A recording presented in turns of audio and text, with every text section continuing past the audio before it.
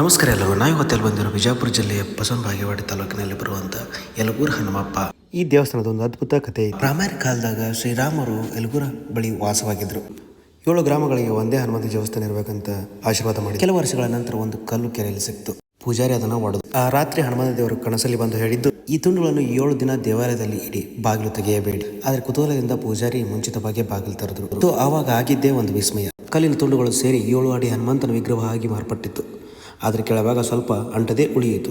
ಆದ್ದರಿಂದಲೇ ಇಲ್ಲಿರುವ ದೇವರನ್ನು 7 ಗ್ರಾಮಗಳ ರಕ್ಷಕ ಯಲಗೂರ ಹನುಮಪ್ಪ 7+ಊರು ಯಲಗೂರಾಗಿ ತದನಂತರದಲ್ಲಿ ಮಾರ್ಪಟ್ಟಿತು.